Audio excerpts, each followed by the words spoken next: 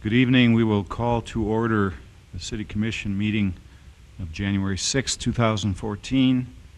The record should show that we have 3 commissioners present tonight. Mr. Johnson and Mr. Steiner are not with us tonight. We'll first take a look at the order of business. Do we have any changes? Anybody have? Okay. If there are no changes, we need a motion to approve the order of business. Second. And all in favor say aye. Aye. And those opposed, that motion carries. Take a look at the consent agenda. We have 5 items. Are there any items on the consent agenda that anybody wishes to discuss? Make a motion to approve the consent agenda. Second. We have a motion and a second. Any discussion? If not, we will vote. Mr. Oltmans. Aye. Mrs. Dukart. Aye. And the chair votes aye. That motion carries. We'll move to the non-timetable agenda. First item on our non-timetable agenda is an item concerning Planning and Zoning Commission. Who's taking that? Is Mr. Corton, Mr. I'll take Kessel? that one. Okay. This evening, thank you, by the way. This evening we have a citizen interest form that's been filled out by Jason Friedrich. Jason Friedrich is interested in serving on the Planning and Zoning Commission. His interest form came after the appointments that the commission made to all of the appropriate committees in December, so that's why his is standalone tonight. Mr. Friedrich has an interest in several businesses in town. He does build homes in town. So he has a background in the development and construction industry that might lend himself well to the Planning and Zoning Commission. Mr. Friedrich has approached me earlier about this, and I indicated the process, and he has completed the form, and it'd be our recommendation after speaking with Community Development Director Corton. I think staff is supportive of the appointment of Mr. Friedrich to the Planning and Zoning Commission. So if we're in agreement with that, we simply need to vote to make that appointment. Correct. Just a motion is all is required. Okay. Any discussion on that item? Any comments? No, I think he'd be an asset to the planning and zoning. He has been involved in the community a long time, so I would make a motion to approve him. Okay, we have a motion. I'll second it. Any more discussion? Not, we'll vote. Mrs. Dukart. Aye. Mr. Oltmans. Aye. And chair votes aye. That motion carries. Next item is the second reading on our proposed change to our liquor license ordinance. Mr. Colling? Thank you, Mr. President, Commissioners. This ordinance would permit the Board of Commissioners to grant additional time for an on-off sale alcohol license holder to open and operate a business. Such licenses can be extended for up to 12 months by the city administrator, and this ordinance change would allow the Board of City Commissioners to grant additional extensions beyond the initial 12 months. There are no changes to the ordinance from first reading, and city staff would recommend approval. Okay, thank you, Mr. Colling. Any discussion by commissioners? Any questions? We should ask if there's anybody from the public who'd like to comment on this liquor license ordinance change. Anybody who would like to comment? Okay. If not, we'll look for a motion on 1535. I'll make a motion to approve ordinance number 1535. And we have a second. Any more discussion? If not, Mrs. Dukart, Aye. Mr. Oltmans. Aye. And the chair votes aye. That motion carries. The next item then is a request from Coburn's, which I assume is a result of the change we just made in the ordinance. Are you going to introduce that, Mr. Colling? Yes, that's correct, Mr. President. The previous ordinance having been approved, we have received a request from Coburn's to extend the time in which they can time they have to open and operate under their license from their current deadline is, I believe, August of 2014 They have requested an extension up to December of 2014. The ordinance, or the resolution rather, in your packet lists the date of October 31st, 2014. They have, though, requested till the end of the year in order to have their building up and running and have their business operating. City staff have discussed this matter and believe that we do support the extension as is listed in your resolution As it's listed in the resolution, the October 31st. to the December 31st date. I'm To sorry. December 31st, okay. So you'll make the change on the actual document to December 31st? That's correct. If it's meets with commission approval, we will make that change to December 31st, 2014. I don't remember, Mr. Corton, did they get a permit yet? Specifically, are you referring to Building permit? No, they have not applied for that one. They have some basic materials together. We're still in the process of getting their final plat for it. So I would anticipate that they can get their final plat soon enough, and then we can move forward with it. Okay, any other questions from the table here? Okay, if not, we'll look for a motion. I'd make the motion to approve the extension to December 31st, 2014. I'll second it. Any more discussion on the motion? If not, Mr. Oltmans Aye. and Mrs. Dukart. Aye. Chair votes aye. That motion carries. The next item on our agenda has to do with some HR code revisions. Mr. Kessel, Mr. Colling? Yes, Commissioner Jackson and Commissioners, this proposed ordinance makes some changes to the city's HR code. Specifically, this ordinance would allow for the payment of differential pay to fire department employees who are working between the hours of 6 p.m. and 6 a.m. Consistent with our recently changed HR code, the city offers a 1-hour differential pay to those departments who are providing essentially 24-hour, 365 service to the city. If they work between the hours of 6 p.m. and 6 a.m., they do receive a 1-hour differential pay in addition to their normal hourly pay. In our code, the specific positions that are eligible for the differential pay are listed out. And currently it is police officers and our dispatch staff. Those are the current departments that operate on a 24/7 basis. The fire department is anticipating moving to a 24-hour service system within the next few weeks. And pursuant to our past practice, would be eligible for the $1 per hour differential pay. City staff would recommend approval of this ordinance. For your record keeping, this would be ordinance 1536, Mr. President. Okay. So how many people would this affect approximately? Mr. President, I believe the fire department anticipates having 2 staff people on through that overnight service. All of the non-exempt hourly staff would be eligible for this pay as they work through that night shift. Okay.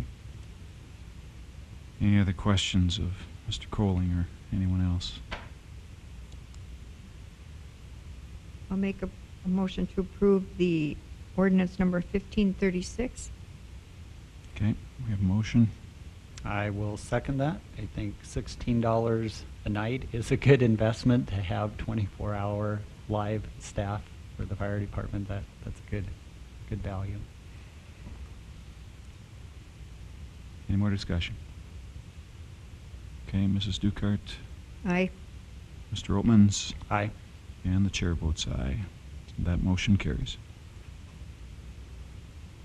Do you need to get any public input on that ordinance? Or? We should. Okay. This is an ordinance, so we're talking first reading tonight? Okay.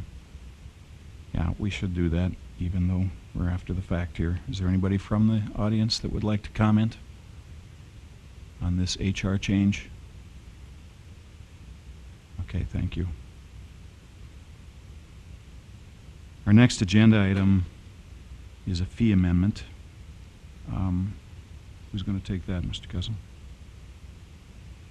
Mr. Coley will take that one. Mr. Coley on that one, too. Okay. Commissioner Jackson, Commissioners, this resolution is in your packet to make some changes to the city's fee schedule. As you're aware, the fee schedule is typically adopted annually along with the city's budgeting process. These changes are indicated in your resolution. There are a couple of increases in various fees. They're noted in the resolution. Either of these fees are new fees that city staff has developed within the last month or so, or increases that were unanticipated as the city went through its original budgeting process. The changes are not substantial, usually in the range of $1 or $1.50, somewhere in there for the various fees. City staff do recommend approval. For your record keeping, this would be Resolution 02-2014. President. Okay, thank you, Mr. Colling. Where am I missing these fee amendments? I don't think I have them. A physical copy of those? Click on fee amendment. Mm-mm. Is that what you need? Okay, but the two of you have them? Mhm. Okay, well, that's fine, as long as the two of you have them. If you wish, Mr. President, I can read off the fee amendments that we're talking about. I'd like Think it we're to. Okay. They all seem very reasonable. Mhm. The fee amendments that will be increasing would be for the building and construction permits. Plan review would go from $60 flat fee to a $60 per hour fee. Excavation permit will go from $50 to $80. A reinspection fee from $50 to $100. And then a new fee would be included for a zoning compliance letter within the extraterritorial zone and the amount of $200. The licenses and permits section, it was listed in our annual fee schedule as a general contractor's license. This resolution would strike out the word general so that we can incorporate not only general contractors but also subcontractors that may also be doing work within the city. This resolution makes some changes to the residential solid waste collection rates for a single-family residence. The change would be for an additional container from $625 per month to $650 per month. For a multiple unit structure up to 2 units, the rate would be $26 per month. And for a 3-unit structure, the rate would be $39 per month. In our commercial solid waste collection rates, there is a change made to the fee for an additional garbage container placed next to, additional garbage placed next to a commercial container. That rate would go from $4.50 per yard to $7.50 per yard. Those are the only changes made by this resolution. There are, of course, other fees that the city charges that would remain unaffected by this resolution, Mr. President. Okay, and this resolution is what number? Mr. President, this would be Resolution 02-2014.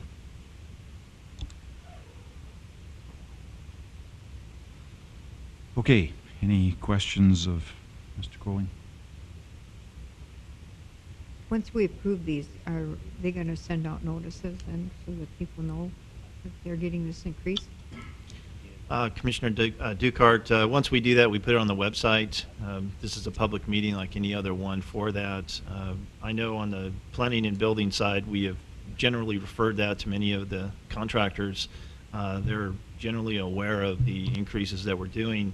The only one that's probably a new one with respect to that is a zoning compliance letter, and that's a result of the county taking over the building permits within ETZ. The planning department now will have to issue we'll have to get copies of the plans, review them, that normally were done in-house, also visit the site and inspect it as well. So that's just reflective of staff time in order to perform that.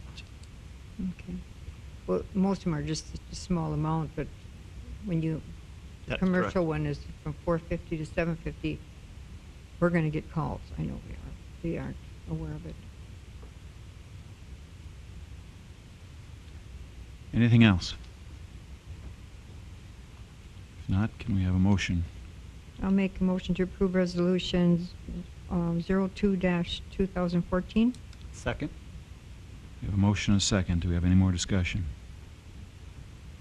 If not, Mrs. Dukart? Aye. Mr. Oltmans? Aye.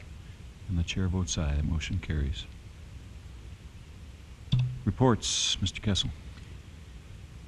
Thank you, President Jackson. Before you is a spreadsheet that contains various data regarding mill levies and valuations. I was able to find in the file a 2004 data for this same information. I thought it'd be interesting to compare the two. So what you have then is each of the largest 13 communities in North Dakota, starting of course with Fargo and going down to Grafton, which is the 13th most populous city in North Dakota at this time. And it compares then the valuations of the city in 2004 to 2013, provides you the increase or decrease from those two stated years, and then the percent change. The next column is the 2004 mill levies for those communities, and then the 2013 mill levies, and then the appropriate increase or decrease from the two. And then the last is just simply the 2013 mill levies by political subdivision. So in 2004, Minot had the lowest mill levy in the state and were ranked first. At that time, Dickinson was fourth in 2004. The mill levy at that time was 474.26 mills. Our mill levy for 2013 was 235.61 mills, or a decrease of 238.65 mills. Now that's total. So we've halved the amount of mills that we charge in the city of Dickinson. Now to come up with that total, you have to add all of the taxing entities to come up with that 238.65. The county charges 86.44, the school system 75.32, the city 55.91, and the park 14.94. Now each of those, the school, the city, and the park, are all the second lowest mill levies in the state. They are all second to Williston. And just a point of interest, the city of Williston, the public passed a vote, a sales tax vote, where the park district no longer levies mills. They receive all of their revenue from the sales tax that is collected. They have a 1% sales tax that pays for the construction of their new recreation facility and the operations of the parks department as a whole. So they don't levy any mills. And I'm not sure for how long a period that is, but it is for a period of at least a couple of years. So in 2004, the city of Dickinson had the fourth lowest mills in the state. We now are the second lowest mill rated city in the state, of course, the most popular or most populous 13. So all in all, it's a good report.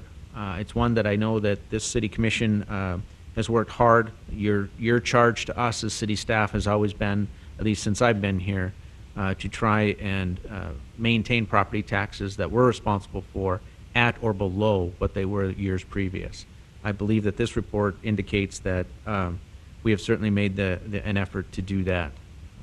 So if there's any questions, I'll try to address them. There's a lot of information on the report. Our staff would be happy to get a copy of this to anybody who'd contact us. Absolutely. Yeah. Yep. If they want to just get a hold of me, and I can provide that to them.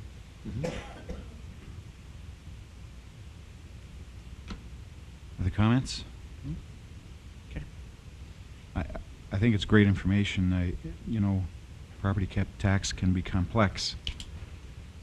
Trying to balance the valuation question with mill levy. But this is a nice summary to at least give a little bit more of a broad look on the topic. Do you have anything else on that? Just to say that the North Dakota League of Cities pulls together the information, and I'm able to then parse out the data that was appropriate for the report this evening. So I got to give credit to them. They did the heavy lifting when it comes to collecting all cities' data, and they have it for every incorporated community and county. So it's good information. It'll be available on their website shortly. The next item on the agenda then is the ESG Annual Verification Report. We entered into a contract approximately 5 years ago with ESG. They have provided numerous changes in the way that we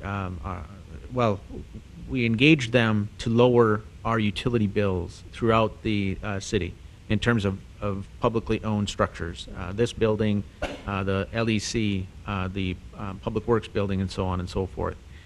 The report then verifies their data that they are saving us money each year based on the changes that were made initially. They're contractually obligated to provide us with these information for the next few years. So it's good news that we continue to have a lower utility bill and attributed to the results of the work that they did. I have one question as I went through the report. Does it start with the baseline of just the structures we had in 2009 or 7, or does it include everything that we've added on since then and we're still ahead of savings?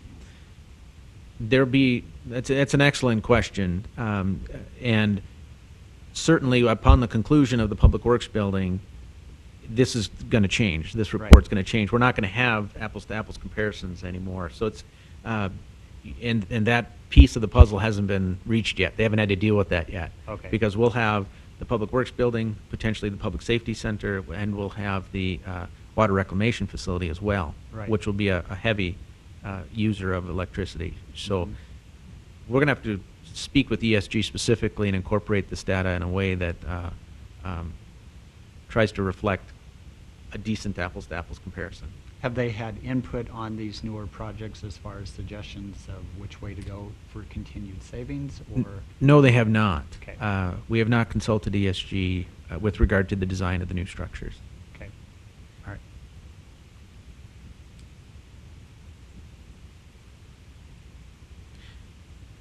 Next item? Please. The next item is the appointment of Tina Kuntz as the interim library director. We had a discussion a couple weeks ago, and she is willing to accept that temporary appointment as interim library director while we go through the process of filling the library director position. I would like to point out that in previous examples where a staff member was an interim director, was elevated in their position, so to speak. For instance, when Police Chief Rummel was interim city administrator for a while, there was remuneration provided at the conclusion of those duties. I don't have a recommendation for you this evening because it's difficult to do since I'm unaware of how long this interim status will occur. But at the conclusion of the interim duties, I will likely request some kind of remuneration for Mrs. Kuntz for fulfilling those duties. The next item on the agenda then is the capital improvements plan. Our intention is to keep this report in front of you on a regular basis and try to provide updates and changes as we move forward. This evening, I don't have a copy of that report available to you, but I would like to say that we've been working with the Department of Commerce on a regular basis. We provided them with a great deal of information, and our hopes are they will use that to provide additional funding for fast-growing cities that are dealing with oil impacts. I had conversations, 2 of them today, with members of the Department of Commerce. They are having a meeting tomorrow with the governor and other selected staff members. So I'll continue to keep you updated on the status of the what I'm calling the supplemental funding. Their goal is to have that funding available to local cities in 2014 if it can become a reality. So that would conclude my reports for this evening unless there's questions from commissioners.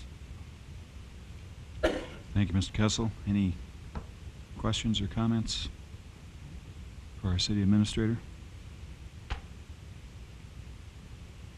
Okay, if not, we will move on to public safety. And fire department has an action before us, I believe. Chief Seebach? Commissioner Jackson, Commissioners, This evening, we have before you a letter asking for your consideration concerning the bid process involving our next fire apparatus. We submitted the letter to City Administrator Kessel to have this consideration brought before you.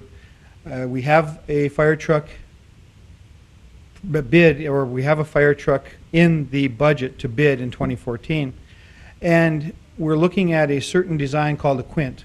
And I don't know if you've had a chance to review the letter that was in your packet, but a Quint is a truck that's a combination of a pumper, brings all the features of a pumper truck, in other words, an onboard water tank, usually of 500 gallons or more, hose capacity of a pumper truck, in addition to generally an aerial ladder of at least 75 feet in length, and sometimes shorter. So a Quint is a multifaceted, multi-use piece of apparatus. Our truck committee has determined that that would be the best purchase for the city of Dickinson at this time, based on the type of growth we've seen that has happened and based on the proposed growth to happen. In looking at that type of apparatus and in looking at the vendors that can build that type of apparatus, and there are more than one, there is one, however, that has standout features that other vendors do not offer. And this vendor actually has a unit under construction at this time that they're building as a demonstration unit. And those features include a 1,000-pound tip load at the ladder without water flowing, a 750-pound tip load at the ladder, flowing water. No other manufacturers offer that type of load for that size of ladder on a truck size, the size of a pumper truck. The Huck bolt design is the only one in the industry. It ends up with a ladder constructed so strongly that older apparatus can actually have these ladders reharvested, is what the vendor calls it.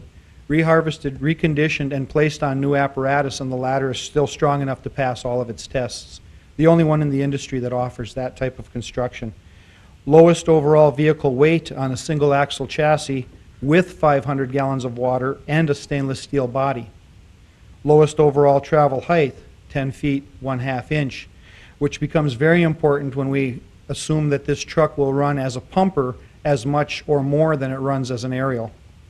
Lowest hose bed height for anything with a 75-foot ladder on it.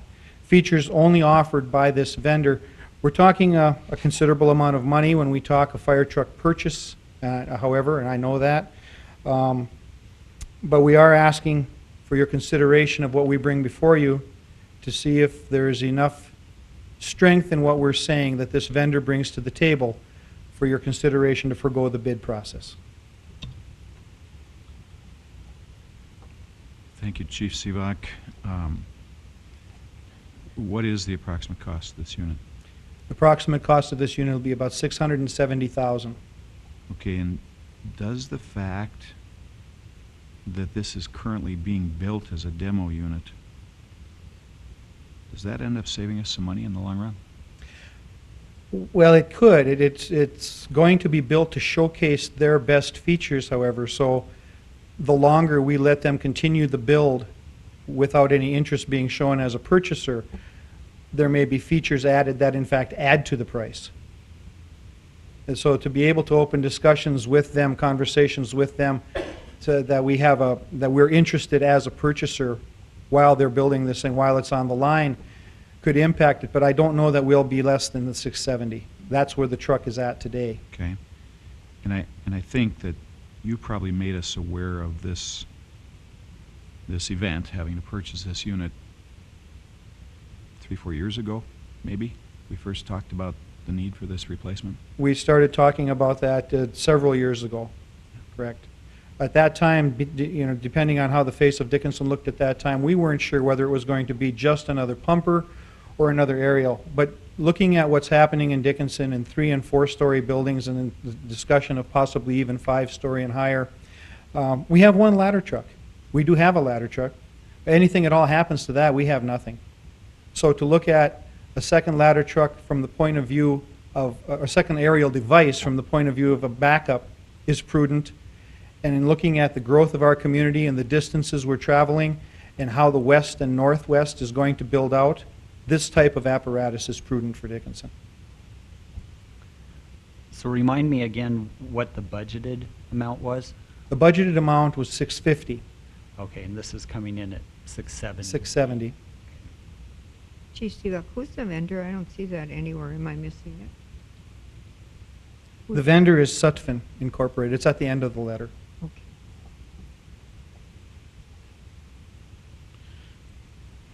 President Jackson, can I ask a question or two? Please. Chief Sivak, how many aerial trucks are operational within Stark County, other than the one that we run as a city? That's the only one I know of. And Ours is the only one. So the rural fire department doesn't have an aerial. They do not. How many calls for service? What was the increase in the amount of calls for service from year over year? Well, I happened from 2009. 2009, we had 218 calls for service. We're going to be showing you in our annual report 2013 calls for service of a little over 460 So double. from 2009. We ended last year at 399 calls for service. So we're still considerably over. We're 6 days into 2014, and we've had 10 incidents, almost 2 a day. And that's, I'm afraid, the trend of what we have to look forward to. And you mentioned that this truck is under construction as we speak. Do you know typical construction of a vehicle of this nature? How long does that generally take? If we go through the bid process, awarding the bid and all of that, by the time they start to completion is usually a 12-month build time, and it can exceed that. So if we bid that, then it would be the bid process time and the construction time, so 15 months approximately. Very possibly. And because it's under construction as we speak, when would you be able to take delivery? It's very possible we could take delivery of this truck in May. In May. Okay. So to piggyback on that, we have the choice of letting you go through the bid process, and that could extend out to 2015 before we'd even be able to take delivery of it, Very possible. possible, or we could have it as soon as May. May, 4 months from now. And the difference between the budget and the amount that they are suggesting is really 3%. I would stand to reason that if you're looking at buying something in 2015 and you go through the budget cycle and the bidding, isn't it a possibility that it's going to come in 3% difference just because of the time frame between now and 2015? So then you missed out on having the apparatus, and this apparatus is kind of a twofer. You're getting the ladder truck and the pump truck all in one. That's correct. That's an excellent point, Commissioner Oltmans. One of the reasons I believe, and Chief Sivak, please correct me if I'm wrong, there was, because the construction went to 14, there was a new year increase. Was there not? That was some of it, and additional features that they are continuing to build into the truck, because it's a truck, it's a demo. They want to showcase their best of their product line. So they're continuing to build it out to showcase all of their best features. That, combined with a change in cost in 2014, has brought it up in price. Thank you. We asked to vote on I see we have a resolution here. Anybody want Yes. to comment? Mr. President, Commissioners, the resolution in your packet reiterates some of the information that Chief Sivak has provided to you today. If you do decide to forego the bid process with this piece of equipment, there is discretion within our city code to do that. Generally, our city code requires public bidding of a piece of equipment if the price is over $20,000. However, public bidding is only required if a determination can be made that there is more than one competitor that can offer the piece of equipment. In this case, because of some of the specialized features that Chief Sivak has talked about, fire department has only been able to identify one competitor that could provide this piece of equipment. So that would provide the flexibility within our city code to forego the bidding process. If you do decide to do that, the resolution is in your packet to be adopted. Would be Resolution 03-2014. Okay, if you're ready to act on this, we can do it now, or we can come back to it after the 3 public hearings that we have scheduled for tonight. I'm ready to act now, if you guys are. Same. Okay. I would move to approve Resolution 03-2014 to forego the bidding process and allow the fire department to buy their truck. I second it. Okay, we have a motion and a second. Any more discussion?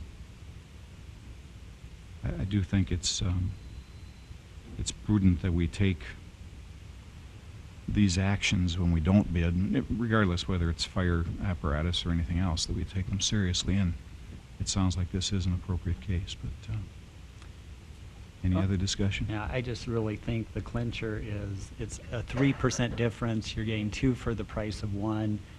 It's in service in 5 months rather than 15 months. And who's to say that something that we bid out now won't be 3 to 5% higher 15 months and not have all the features, advantages, and benefits of the one that you have at your disposal. So, Okay, we will take the vote. Mr. Olmans? aye. Mrs. Dukart? Aye. And Chair votes aye. Motion carries.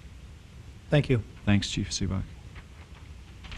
Okay, we have a 5 o'clock timetable agenda item that is a public hearing for a rezoning petition for American West Rental Properties. Mr. Corton, you going to introduce that for us? Yes, Mr. President, Commissioners, this is a rezoning petition from general commercial to downtown commercial for a property located at the southwest corner of 3rd Avenue West and Villard. It is approximately a quarter of an acre. It is consistent with the comprehensive plan with respect to our downtown plan and the boundaries that are outlined within our comprehensive plan, so it is consistent with that. The Planning Commission and city staff recommend approval. Okay, any commissioners have questions for Mr. Corton? If not, we will open the public hearing. Anybody from the public who'd like to discuss this rezoning request? Anybody from the public? If there are no comments, we'll close the public hearing, and we will look for a motion. Ordinance number. Mr. President, this would be ordinance 1537. I make a motion to approve first reading of ordinance number 1537. We have a motion I'll second it. and a second. Any further discussion? I just had a chance, to look over the plans. It looks like it's going to be a really nice development, and it'll be kind of a focal point of downtown, and I think it certainly cleans up a property that everybody drives by, and for the uses that they have into it, I think it's going to be a great asset to the community. Is that part of the Renaissance as well as the Saks Motor Building? It is in the Renaissance zone. It is. Yep. Any more discussion? If not, Mrs. Dukart? Aye. Mr. Oltmans? Aye. Chair votes aye. The motion carries. Our 505 public hearing this evening concerns the State Avenue grade separation. I expect Mr. Kubis will have some introduction for us. For those who are listening, I know that the DOT has had, I believe, 3 public meetings concerning various details about the new grade separation, the new overpass on State Avenue. But as a city, we have not, and that's why we're doing this tonight. Everybody should know that the city is faced with a decision on certain geometric layouts, and that's what we'll hear Mr. Kubis explain to us. And there's some urgency on the city making a decision to get that decision to the DOT so that they can move forward with final plans and the bid letting on the project. Mr. Kubis can correct me, but I believe a bid letting is scheduled for this spring. So with that, unless you have anything, Mr. Kessel. Just one thing. The project is a North Dakota DOT project, so we are being asked for a recommendation to provide to them. They are the final decision maker in this process, but we have every reason to believe that they would support the decision or the recommendation that the city could make. It isn't always that way, but I just wanted to make that point of distinction. Thank you for the clarification. Okay, Mr. Kubis, do you want to set the stage for us a little bit here?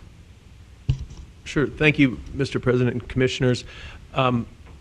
What we have is a, excuse me, a follow-up public hearing to the public hearing that was held with the DOT on December 5th in this same room.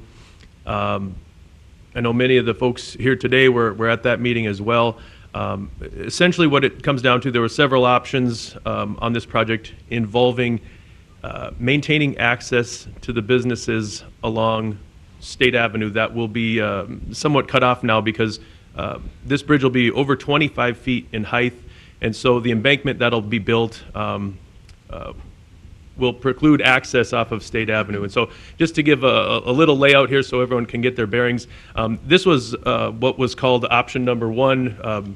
No significance other than it was the first option presented by the DOT.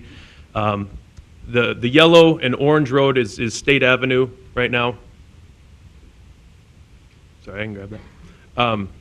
Right here is State Avenue with Villard Street running right here. So north is to the right on this page. And in option number 1, the DOT was proposing building what they were calling a backage road to come off of West Villard and access the Breakforth Bible Church and the UPS store. It would also provide access to Dickinson Ready Mix. And then there was some frontage roads that would access the businesses that were directly on West Villard. Again, First Street would be cut off, and so that would be a cul-de-sac to turn around there. But this would maintain access to all the businesses along State Avenue. Of course, this street would take a considerable amount of right-of-way and would really put a big gap in Dickinson Ready Mix's property here with the cul-de-sac that would need to be built there. So another option was proposed, which was called option number 5, and there were options 2, 3, and 4. All of those options involved significant buyouts of businesses where they would take a significant amount of right-of-way, including the buildings. So options 2, 3, and 4 were essentially ruled out. Option 5 was brought to the table. Again, providing access to these businesses through the frontage road, but instead of building a road this way, we were going to build a road essentially extending Hollywood Boulevard. Hollywood Boulevard is built to right there, and this would extend Hollywood Boulevard underneath what will be the new bridge to provide access to the UPS store. This access would have been extended a little bit to provide access to the Breakforth Bible Church. Of course, each alternative or each option meets the criteria of providing access to all the people that currently have access off of State Avenue right now. Of course, there's cons to it. In option number 1, we take a significant amount of right-of-way from Dickinson Ready Mix. Option number 2 involves the mixing of some industrial traffic from this area through a residential neighborhood. And that essentially is the difficulties that we're faced with. Both options meet the criteria for moving the project forward, but both of them do have some drawbacks. So that's why we're here today, to hold a public hearing to take your comments on how either one of these options would benefit or adversely affect you. Are there any questions of me from the commission? I guess I just want to make it clear, these are the 2 options. We don't get to go back through option 2, 3, or 4. As far as the city commission, our decision hinges really on picking option 1 or 5. Well, the DOT would like to see one of these options. We've discussed other options, though, beyond these. Again, like President Jackson had mentioned, we have a time frame now to work within because the project is scheduled to be in an April bid letting. Plans with the DOT need to be submitted here still yet this month, and so they're looking for a recommendation from the city. We have looked at other options that would be a variation of option number 1 that might come across the property this way. We've talked about the potential for building either one of these on easements instead of dedicated right-of-way. So if the need for that access would ever go away, we could just vacate that access easement. So there's some other options that we're talking about, but we guess today want to hear, what the public has to say about options 1 and 5. Okay. All right.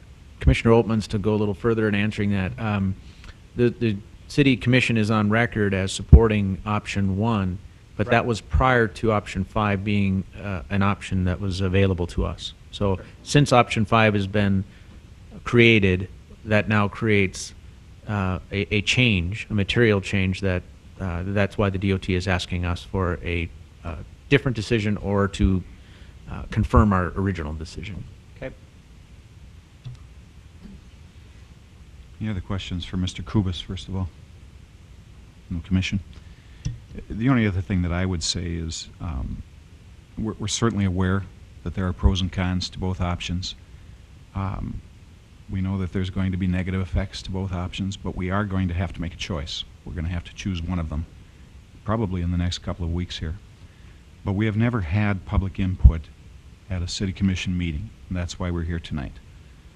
So with that, unless anybody else has anything else to do in the way of presentation, we'll simply open the floor for comments on either of the options, and we want to hear from everybody.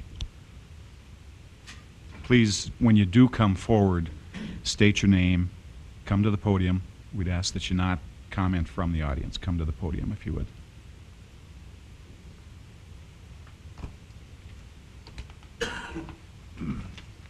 My name is Bob Hine. I own the Pizza Hut on the corner there of State and Ballard. I don't like, both options are terrible for me. Option 5 is horrible. It takes part of my parking lot. If you're going to do option number 5, I'd rather sell out than keep my property there. You're looking at option number 1, which is bad because I don't have any access or exit to State or to Villard, other than a kind of an access road. It's going to definitely hurt my carryout business completely. I'd say our carryout business would be 50% of what it is today. Our drivers would have to drive around and get an access. Option number 5, if you're going to do that one, you may as well just buy me out because I can't operate my business with option number 5. And if you're going to buy me out, I'd like to know right away so I can find another place. And if you do buy me out, it's going to be expensive. Other than that, I would like to understand something about public meetings. I didn't know about this meeting until 2:30 this afternoon when Mr. Leon Wahlberg called me and said they're having this public meeting. I said, well, I didn't get a letter. I didn't get an email. I didn't get a phone call. I got nothing. I don't even consider this a public meeting. You've got people over here who have no idea that we're having a public meeting. I think this public meeting is a joke, to be quite honest with you. I'm really upset about this whole process. So if you have any questions for me, let me know. Mr. Hine, were you able to get to any of the DOT meetings? Yeah. Okay. Just wanted to confirm that. Help me understand what the difference in your property, the difference between 1 and 5. Wouldn't 5 that is, access... they're taking part of my parking lot. You're taking, I think, 55 to 60 feet of my parking lot to the west. Oh, I see. And I couldn't operate my business that way.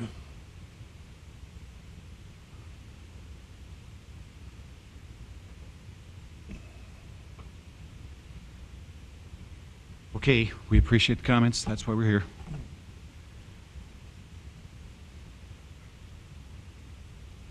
City Commissioner Mike Olerman. My wife and I own the Medicine Shop Pharmacy. In May, we kind of got booted from a place we were at for 35 years, I guess. And Mr. Keithley was kind enough to cut us a piece of this, the whole bowling alley.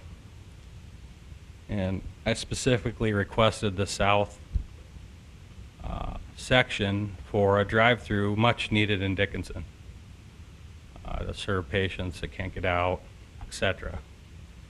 And to justify a moving expense that no way could we afford in our second year here in Dickinson.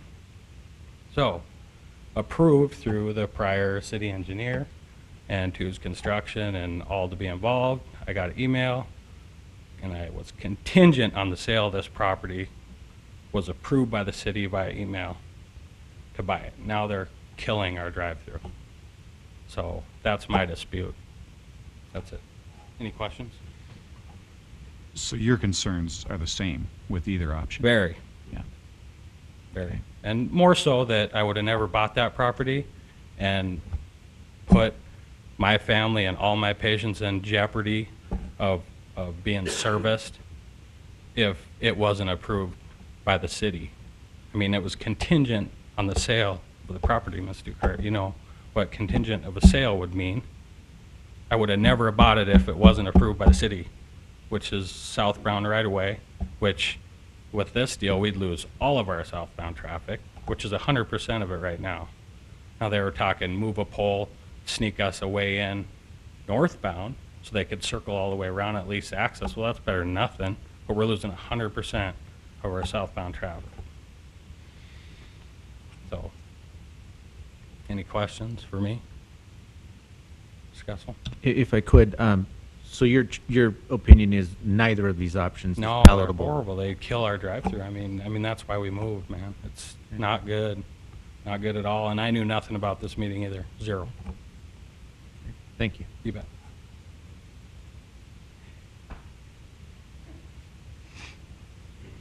Tracy Tews, I own the other portion of the building through Gas You Up Enterprises. I'm the managing partner on Classic Lanes. Just like Mr. Alderman said, we did receive approval for the south drive-through and approval through the State Pharmacy Group too to have a drive-through on the Classic Lanes building. The sale was contingent based upon that. We did get all the city approval to have the drive-through, to have the free right-hand turn off of States and a left-hand off of States. And we have talked to the DOT, and every option kills the drive-through, kills the southbound lane traffic, so. When was, Mr. Tews, when was that sale made? Can you help me there? 2012.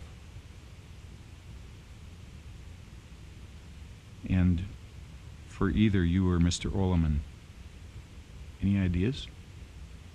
They haven't put anything to us of how they're gonna get traffic in to the drive-through lane, other than a free right-hand coming north. What you're Which- looking for is a southbound left turn, That was the only Sometime. reason. That's the only point. correct? Yep. The traffic comes from the new clinic, the traffic comes from the new hospital, it all comes northbound. Or southbound, excuse me. Okay, The thank you property. much. Thank you. Thank you.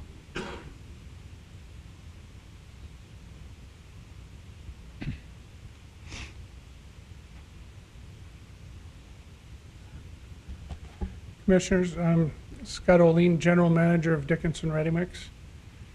I want to start by saying we are supportive of this project. I think it's necessary for the city, but we're very concerned about some of the issues that have arisen as far as the first option. Specifically, our concerns are threefold: traffic safety, our current operations, and future growth. Regarding traffic safety, I mean, during our peak seasonal construction season, we probably batch 300 ready-mix trucks a day in and out of there, probably more than that. And that doesn't include customer traffic, and that doesn't include material deliveries. When you factor that all in, there's probably 400 trucks in and out of that plant. And we've been working on a plan to separate truck traffic and vehicle traffic.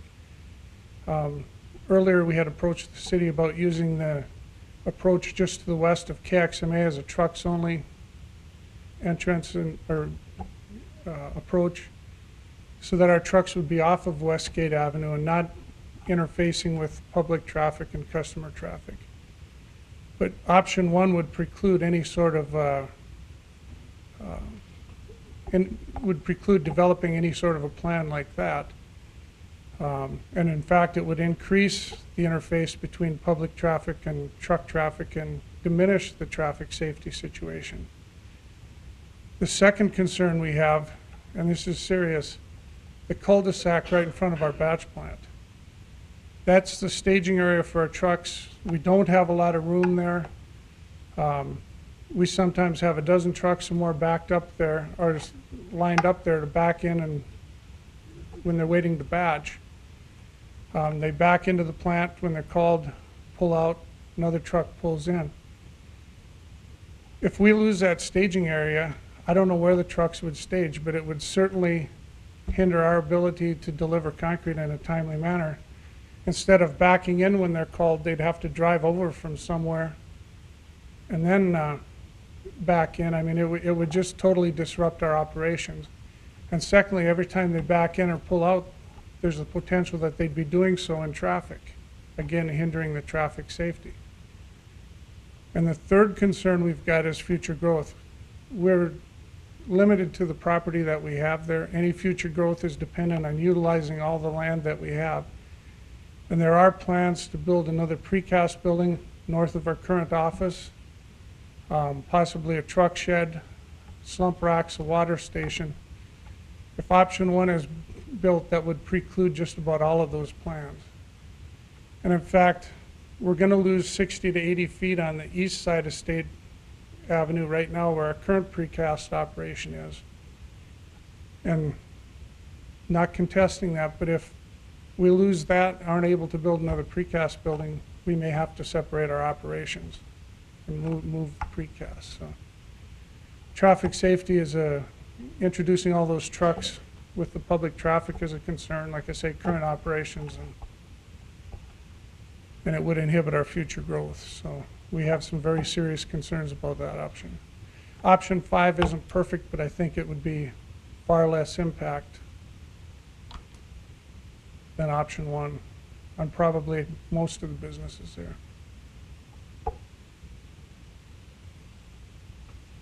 Any questions? Thank you. Thank you.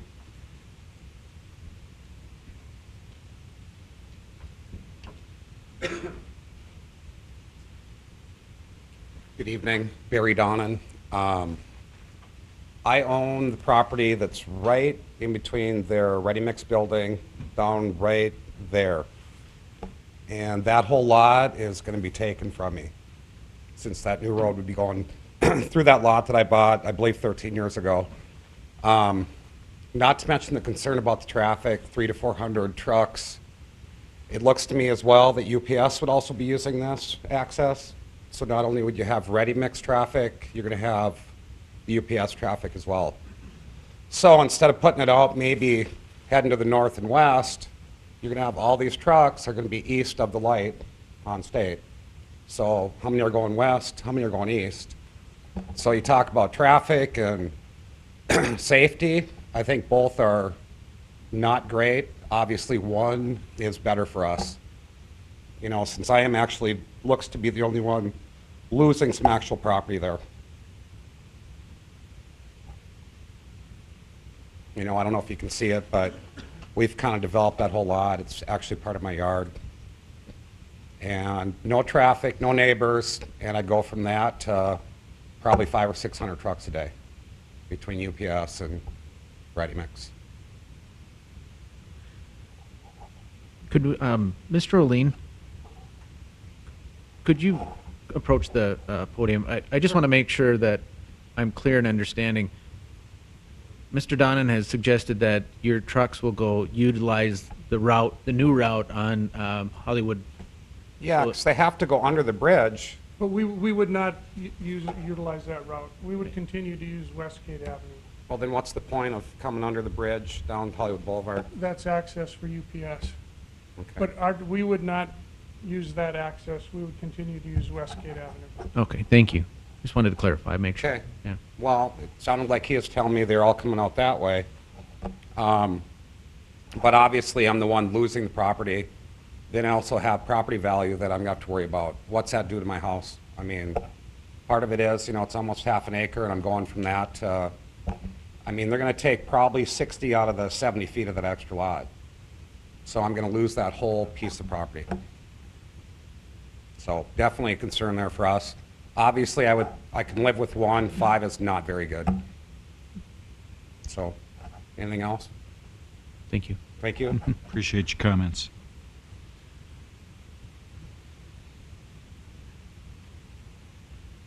Hello, Mike Fisher, owner of Dickinson Ready Mix. I too would be losing property in both option 1 and option 5. But there's a little bit more to this for me than just Dickinson Ready Mix property. Option 1 shows the turnaround right in front of our batch lane that goes in there. It's not as simple as just moving the ready mix over or shifting some property on that map, because a significant investment in a rail spur that BN just doesn't allow.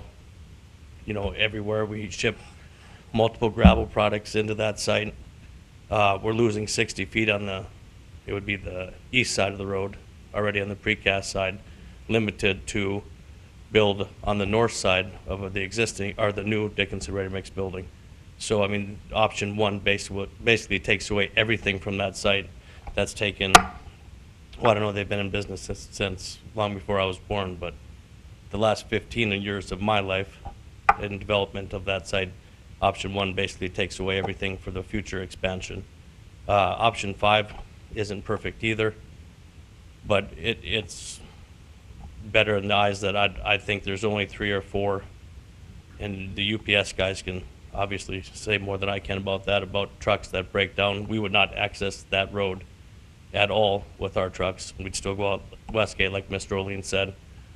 But I think everybody loses some property in this, and we all have to agree that it's better for the community to have the overpass so we can have the access to the hospitals or fires or whatever that comes in, but just without, I guess, taken away from everybody. But there are several different businesses tied to that site, is the point that I was wanting to make. Any questions for me? Thank you. Thanks.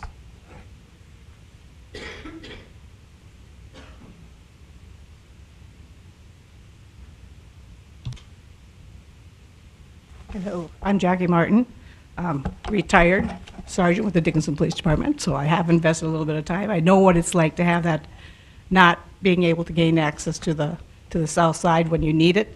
So I'm all in favor of what you're doing as far as building the overpass, but I don't agree with option 5 at all. I live just north of Barry and his wife and family, and we have everything to lose and nothing to gain by this. On the other hand, the people on the west side, everything to gain, nothing to lose.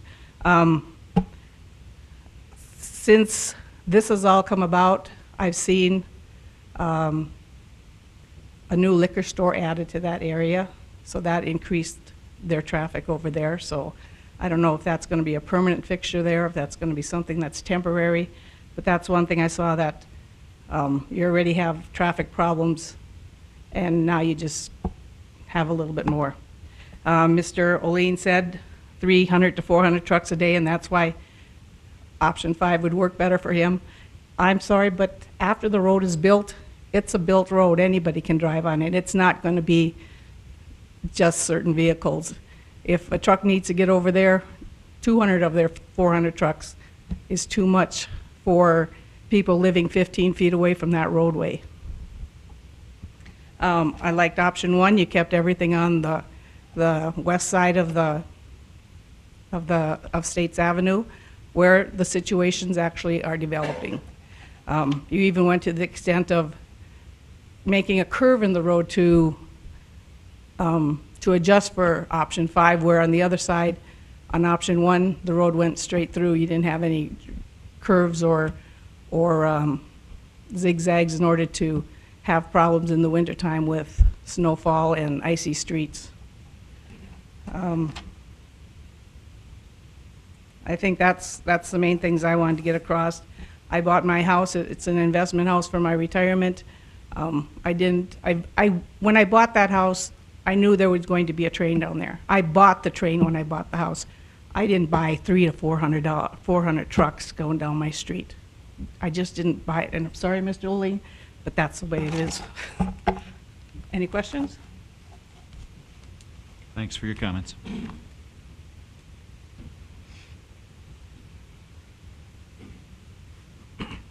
Hi, my name's Andrew Gooden. I'm the manager for UPS over here.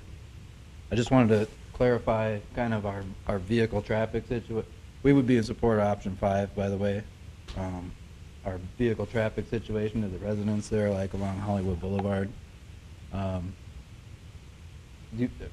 UPS right now, we're, well, 2 years ago when I got transferred out here from Minnesota, we were running 16, 17 delivery routes. Currently, we're at 20. So we're, you know, one and a half, 2 a year. This thing's gonna top out, so we're not anywhere near the same class as like Dickinson Ready Mix with our vehicle traffic. Our employees, I just wanna kinda lay out what the timetable is for when things happen, for us using that access road on option 5. We have people that come in the early mornings between like 4 and 4:30. It's 14 employees that would use that road. I have a set of triples that would be coming through approximately 4 in the morning through that area, and then between 8:30 and about 9 o'clock we would dispatch the 20 vehicles. Those 20 vehicles would be filtering back between 5 and about 8:30 at night. And the night shift people consists of 4 people. So that would just be 4 personal vehicles. And we run 1 semi-truck out of there at night, approximately between 9:30 and 10 o'clock. So our use of that road, in my opinion, is going to be pretty light and at kind of off-peak, invisible times. I just wanted to clear that up for anybody wondering how our business runs and how it would affect that road. So, Mr. Gooden, I want to make sure that I understood this. Maybe everybody else did. I think I heard you say 20 vehicles. Yep. Leaving early in the morning, coming back between 5 and 8 or something like Yep. that. Leaving 8 to 8:30 in the morning, and then And that's what I call the vans, yep. Okay. So it's once a day out, once a day back in.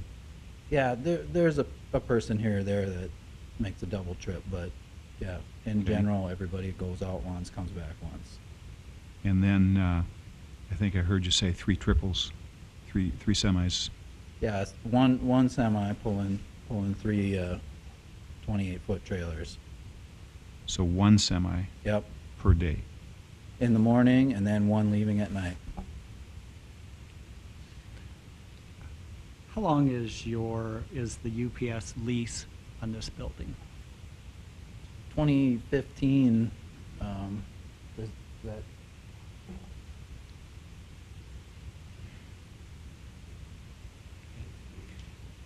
And then I know you can't, answer this concretely, but, moving forward with everything going on in that area, and just the dynamics of traffic and everything that's changed in that area, is that still a good fit for UPS moving forward?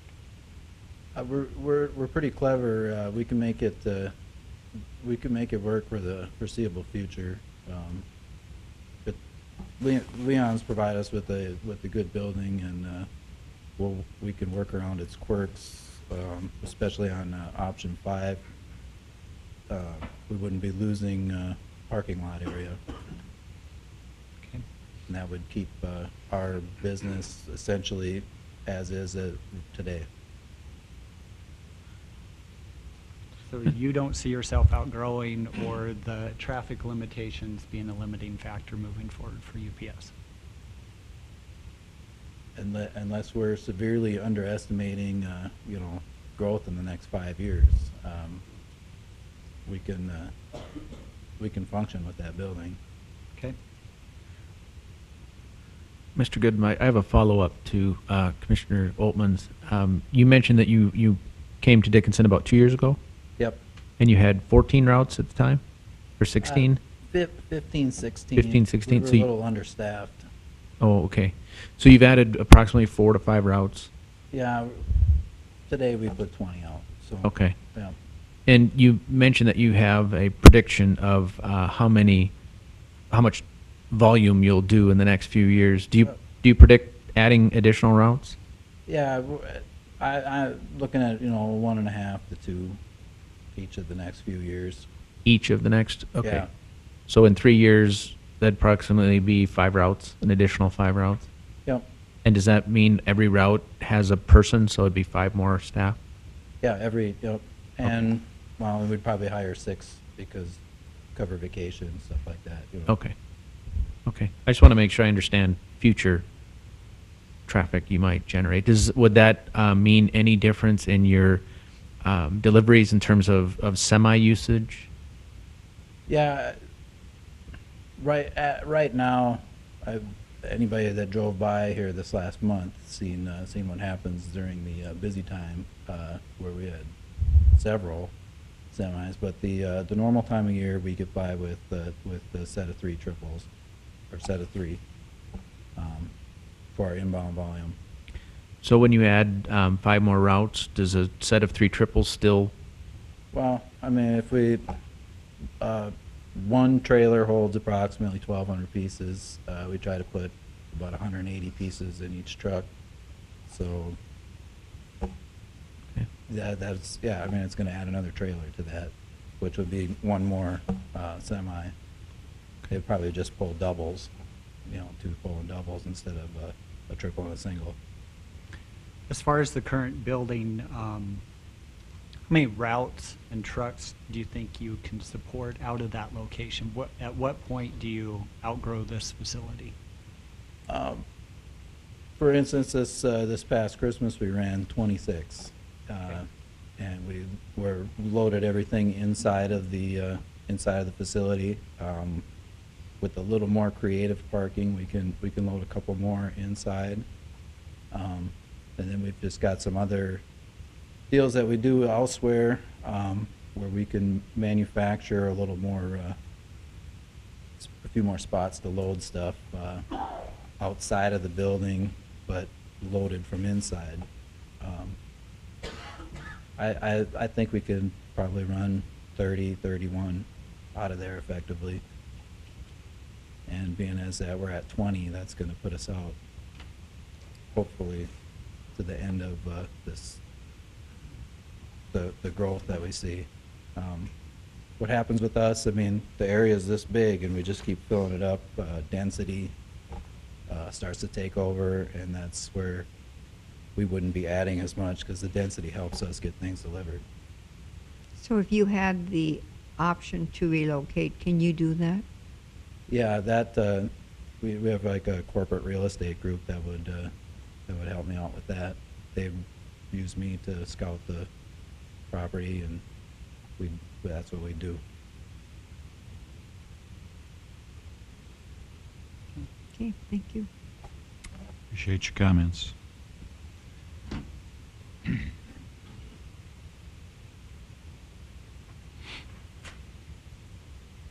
Good evening. My name is Don Galster. I just live east of Mr. Donnan, and I just think option 5 would be a bad option. That street by Donnan, that comes to a dead end, so there's very little traffic runs through there. Plus we have children playing around over there, riding their bikes, playing ball in the summer. I think it would be a bad option as far as public safety and also for noise. And there'd be a lot more traffic than you think with UPS going through there, because there's sometimes at night you can go by there at 10:30, 11 o'clock, and they're unloading semis over there. So it's not just 8:30, 9 at night. They're there till 10, 11 o'clock unloading. And then they're coming back through. There's an excess noise. The semis make a lot of noise when they drive. And as far as that option 5, I think would be real bad as far as public safety. And it would also, we'd never had that traffic there before. We would have a lot more. Any questions? Thank you for your comments.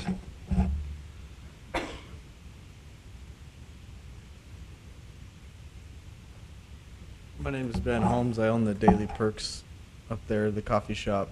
I've been open for about 5 months, and I see a traffic count about 180 a day.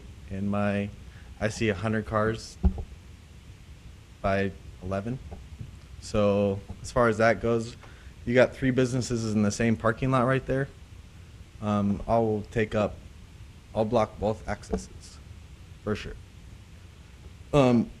In the morning, if you go by there at 8 o'clock, 8:30 in the morning, you're going to see it from State to my coffee stand, from Villard to my coffee stand. So therefore, I don't know if you guys considered it, but to get access in there to the Pizza Hut or drivers in and out, maybe even to the liquor store, it's going to be quite tough. Any questions? Which option for you?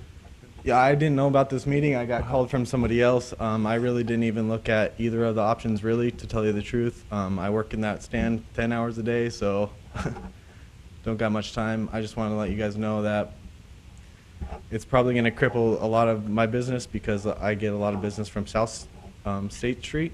They just come in from that angle because the line is longer.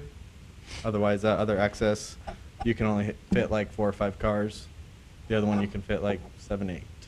So, and they're in the window for about 2 to 3 minutes. So just because I'm only doing 200 car count, there's sitting traffic in that whole parking lot from about 6 to 10 pretty consistently. Okay. So even like if there's a fire in Pizza Hut, that would be probably a problem. So which option, if you have a choice? Oh, I guess I can't really get back to you at that, but I haven't really looked at them. I just know that both of them will be blocking most of that parking lot, and then my south entrance is about 50% of my business, if not more. And so I think it will hurt a lot. It's an impulse buy, so when you coming up State Street and you see that there's, a coffee shop, I'm gonna go hit it. It's not like I'm gonna go detour, go around, hit a couple lights, and then go in. Oh wait, I have to worry about trucks, or I have to worry about this traffic. It's just not going to happen. For the most part, but you have a really good following. I know people that drive all I know, over. but when competition comes, then Right. there's not going to be that good a following. I'm saying you're a very good Thank business. you. I've heard a lot of good things, and a lot Appreciate of it. people will drive from We work all hard over at it. town to get to Yeah. where you're at. So. And that's not going to be forever because there's competition coming in. Starbucks is coming, and I have to be on top of it every day, everything. So if they have to wait an extra or they have to go around because they can get into a different place faster, people are going to do it. Convenience is number one with these drive-through coffee shops. Sure.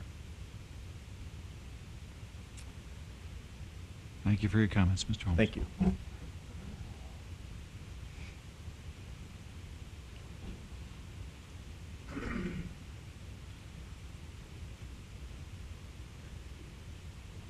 Commissioners, my name is Leon Malberg. I live at 941 13th Street West in Dickinson, North Dakota. I just thought I would give a little bit more information than the UPS manager. There is additional traffic, and first of all, option 5 is a workable option for us. Option 1 is not.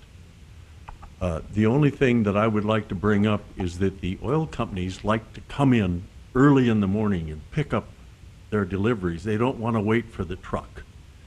So you will see oil companies coming in and demanding product that was delivered, 3 o'clock in the morning to take to the oil field. Now, those are usually dually 1 ton, 1.5 ton trucks that come in to pick that freight up.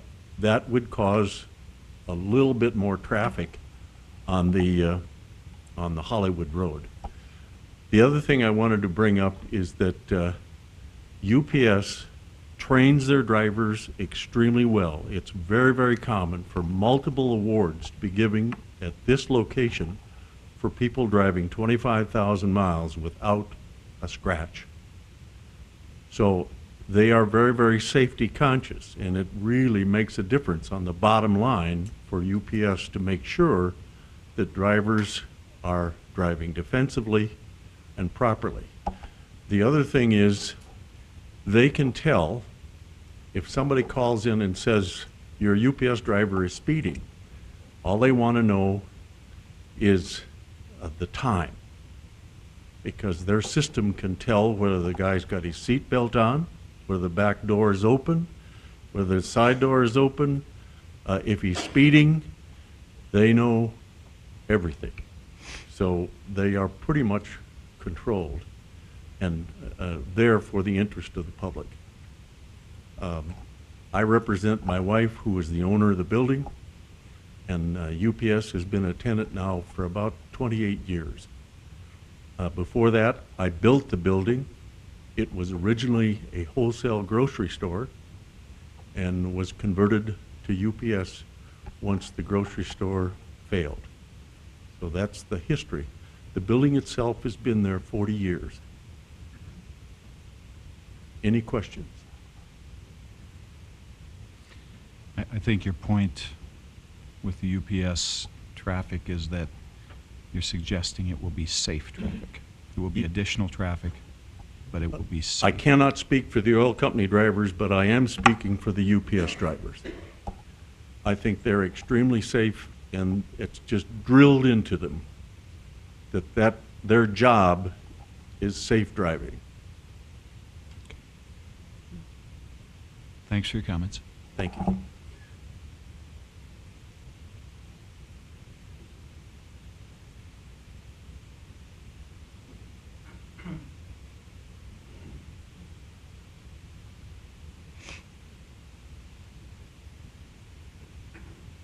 Hi, I'm Ray Jillick.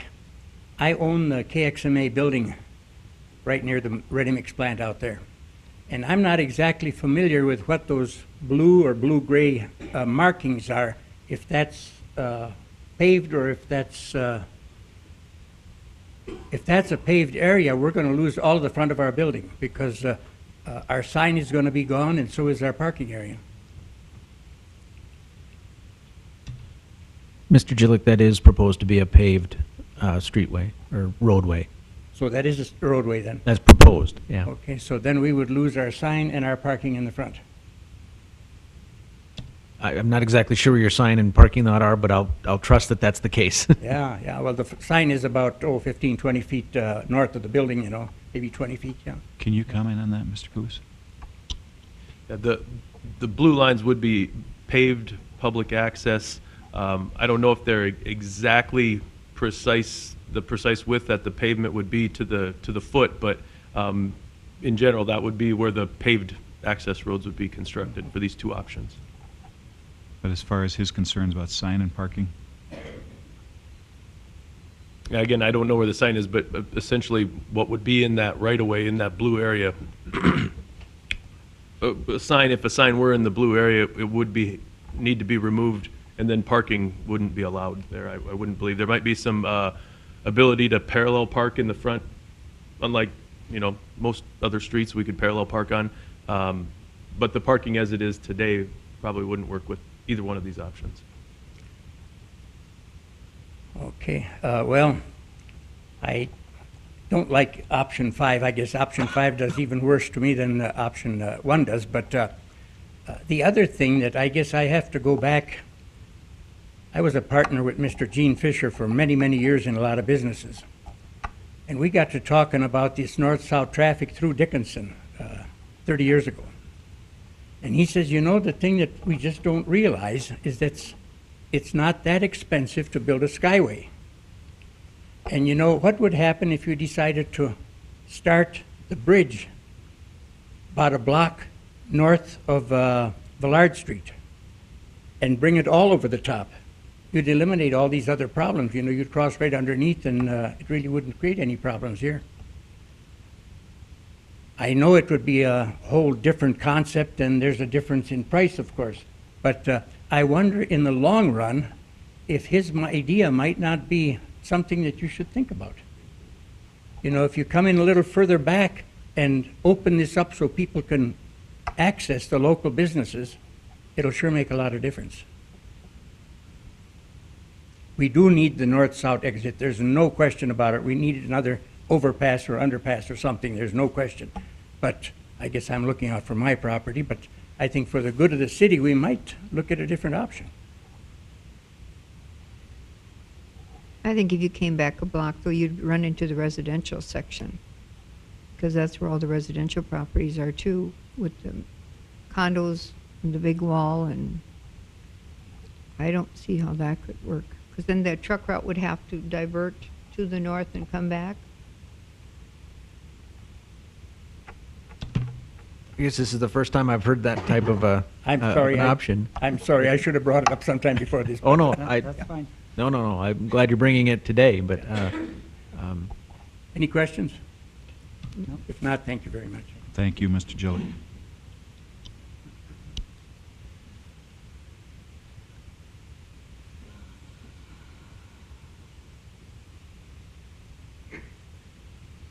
Hi, my name's Gabe Holmes. I don't really have a dog in the fight, except for my brother owns the Daily Perks. Option 5, as regards to him, pretty much you're putting that access road on top of his business. That's zero feasibility. He would have to move his business if that were the case. Option 1's even worse because you're creating a bottleneck. Like he said, he's got 180 cars a day, plus now you got a liquor store in there. They're bringing in quite a lot of traffic. Dickinson Ready Mix, 300 trucks. Now you're going to all send them out one exit for option 1 plus the UPS. I think that, it seems like all these options are impacting several businesses in this area. You're bringing a lot of, truck traffic with this bypass. You're doing this extensive overpass here. I don't know if anybody's ever brought up the option of bringing this overpass to the west. I mean, why not take your loop off the freeway, bring it straight south? You can run the overpass right in between McKinstry Construction and the fracking company there. You can run it right on, drop it onto Broadway, and now you don't impact any businesses. You don't impact any neighborhoods. I mean, it seems like every single one of these options is going to cost the city a lot of money. You're going to be taking away a lot of business, probably going to see a lot of lawsuits. So, I mean, why not, bring it to the west where you're not going to impact any businesses? Then you got your traffic. I mean, and then you can hook a lot more into 10. You're not bringing a lot of traffic into a 4-way light that has no controlled left turns. You're keeping State Street to be a local arterial instead of being a main thoroughfare for all these trucks going from north to south.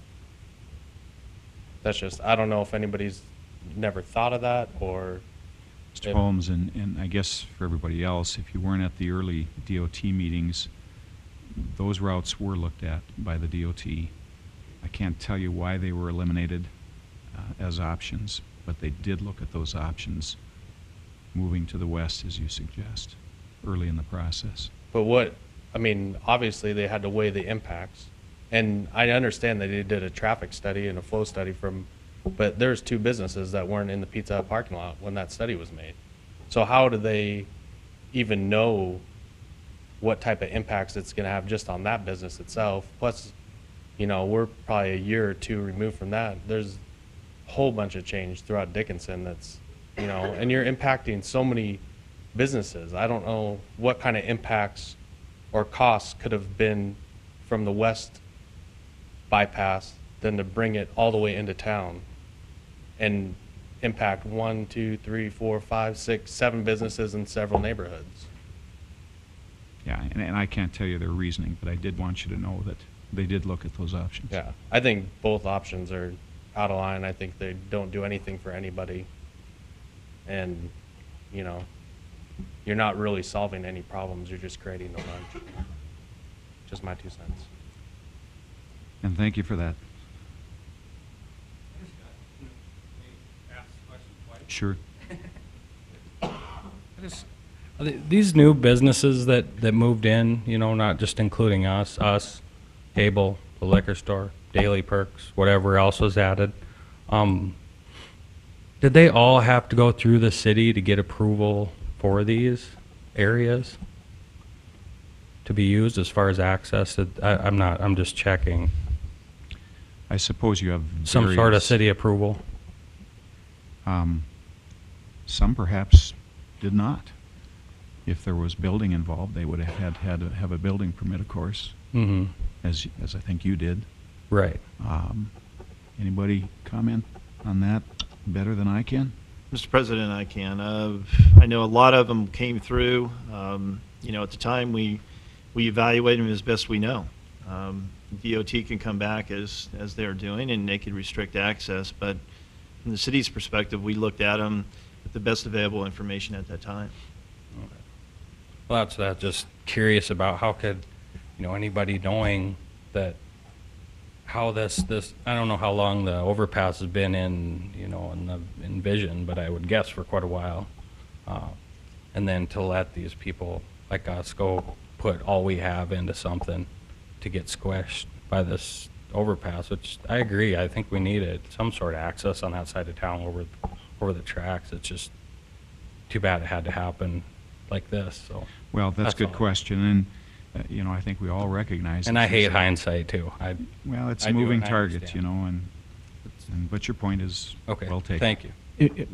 If I could, just one other clarification for you. The liquor store specifically Yeah. was moved from the State Avenue, South State Avenue. Okay. Traditionally, per our ordinance, they're supposed to ask us to move that location prior to a move. In this specific instance, they did not. It was a retroactive approval. Oh. So in that case, there should have been permission, but instead forgiveness was granted. Okay. All right, thanks. Anybody else have comments?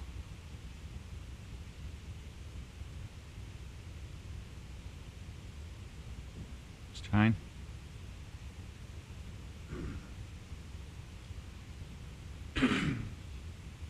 Bob Hine, Pizza Hut. From all the comments that we've had this evening and all the problems I see and I think you see, and I know the Department of Transportation wants to get this project on the road and get it going, but I think you should use all of your influence, every bit of your influence, from the engineering department, from the political people here, to postpone this thing at least a year or 2 years so that we can make some kind of business decisions that make some kind of sense. And maybe we can make some kind of sense out of this whole thing, because this thing is just a monstrosity, both options, 1 and 5.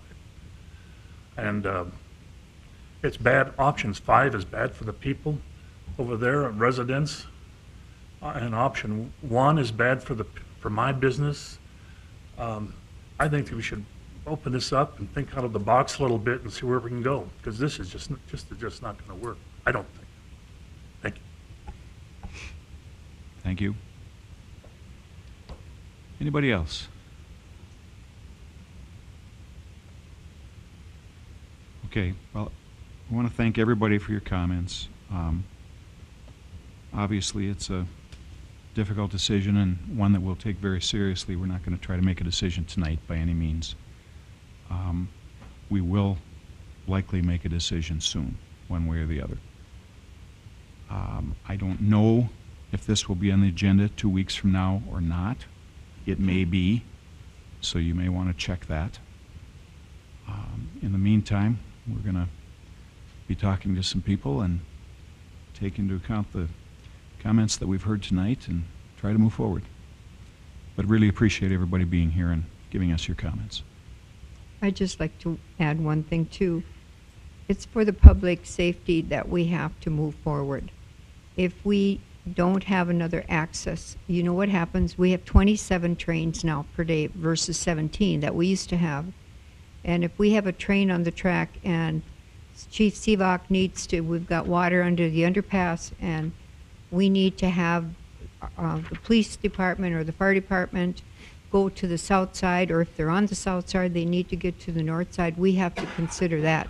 This is why we've been pushing this, to get this overpass. So I hope you bear with us, and it really, we can make a recommendation like Commissioner Jackson said, but it doesn't, the ND, North Dakota Department of Transportation, is going to be deciding factor no matter what.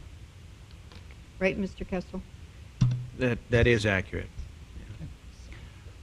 I'll just kind of recap for those playing along here and at home. We have 5 people that spoke tonight for option number 1. We have 4 people that spoke tonight that didn't like any of the options, and we had 4 that liked option number 5, just to give you a recap of where the math is. As the other commissioners have stated too, as a city commission, we get to have some input on this project. It's not our project, it is the DOT project. They're allowing us to have some input. It's kind of like when my kids were younger and I would ask them where they wanted to go to dinner. I would ask them if they wanted to go to Perkins or to Applebee's.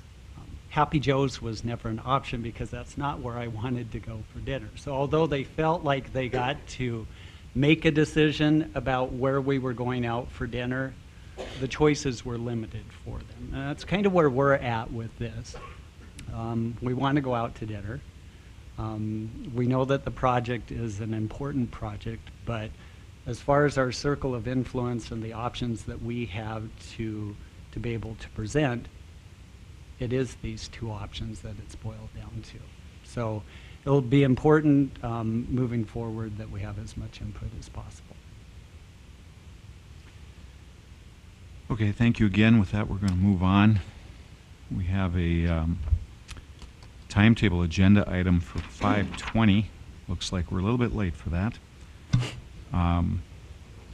Mr. Kessel, are you going to introduce this topic for us? Thank you. I certainly will, President Jackson. Over the course of the last few years, we've had a tremendous gain in our population. That population gain has meant that a lot of people have immigrated to our community from other states and from other countries.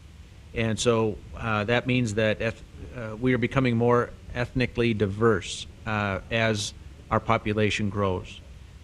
This is something that Dickinson has dealt with in the past, primarily through the influence of DSU and the student population that has occurred at that body.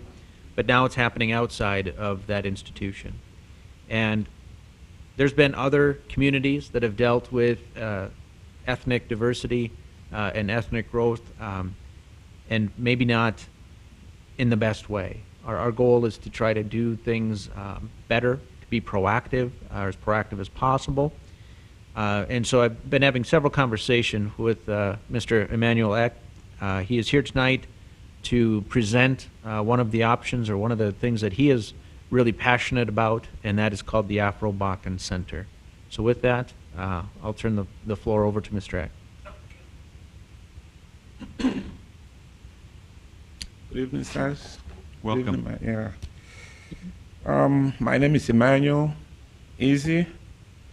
I would like to start out by saying a very big thank you to the mayor. I see he's not on seat tonight. I also would like to thank the city administrator, Mr. Kessel, Sean, city commissioners, the president of the city commission, chief of police, the city functionaries, and most importantly, the citizens of Dickinson. I am the executive director of the Afro-Bakken Community Organization that was actually founded here in Dickinson midsummer last year, probably about 6-7 months ago.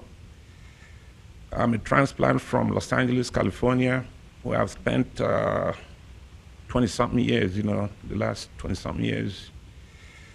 I would like to introduce my organization to the full house, to the city commission, a little history behind it, how we came to be, what we're about, and how we intend to work with the government of the city and also with the community and within the community. So I'm going to start with giving a little history of our organization. Again, the name is Afro-Bakken Community Organization, which was formed midsummer in 2013 by concerned immigrants in the city of Dickinson, out of necessity that was posed by the inflow of immigrants from all over the world to Dickinson. with the growing diversity of Dickinson, constituting people from diverse nations, cultures, languages, religions, economic groups, ethnicities, color, and gender, it's imperative that awareness be made the key to peace, harmony, and progress. History is currently in the making here in Dickinson. With regards to not just the volume of migration taking place by the people and businesses, but by the diversity of the new immigrants in terms of culture, geographical origins, and personal experiences. It's a fact that in order to sustain a successful community, we need to understand and adapt diverse cultures other than our own, build strong alliances with different cultural groups, and bring non-mainstream groups into the fold.